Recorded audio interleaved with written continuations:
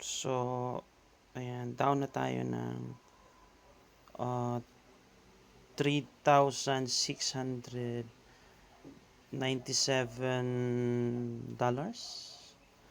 So, magkano na rin yon? Check natin yung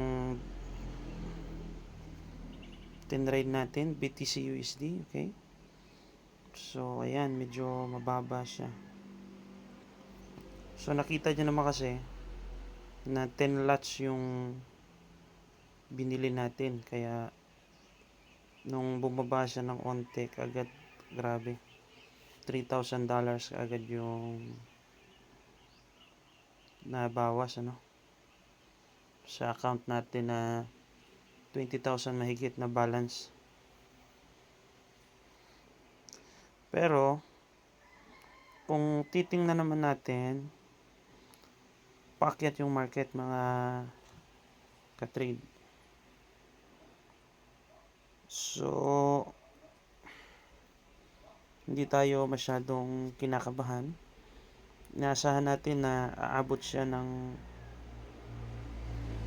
9,200. So, tingnan natin kung ano ba yung ano natin, take profit natin. Yung trick, ayun, 96,000 yung take profit natin. So, sa 96,000 na yan, kikita tayo ng $82,612.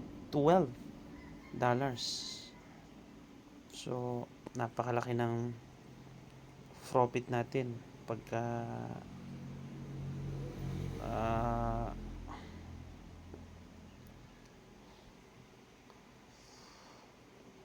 pagka na-hit natin yung take profit natin, ano.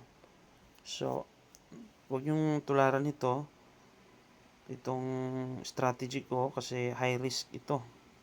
Pwedeng maubos yung account nyo. Kaya,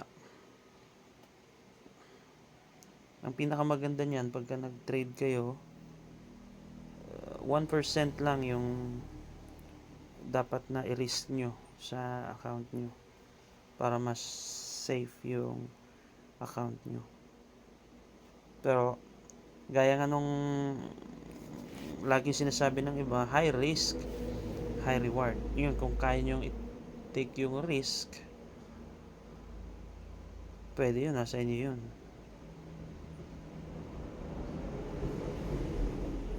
Kaya, tawag dito, kailangan isipin natin, manage natin yung risk para hindi maubos yung account natin. So, yun lang. So, kung meron kayong gustong matutunan dito sa trading, gamit ang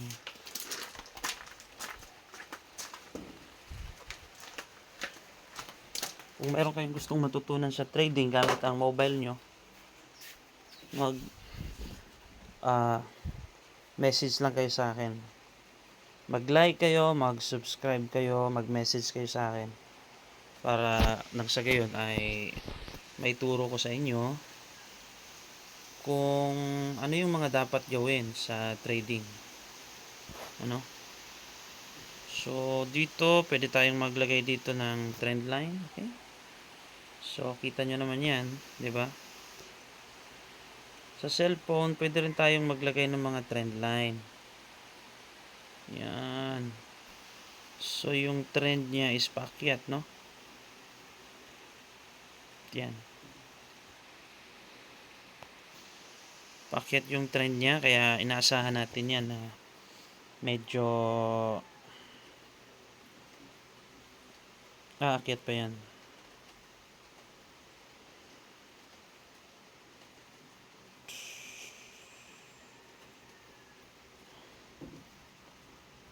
So, yan. Yan pala. Yan. Pero parang posibleng magbababa rin siya dahil sa nasagad na yung ano niya, no? Yan. Pagka lumagpas siya dyan, bubulusok yan pataas. Pero pagka hindi siya lumagpas dyan sa area na yan, panigurado bababa yan. Yan yung hinihintay natin na lumagpas dito, mga kaibigan, mga ka-trade. So pagka lumagpas dyan,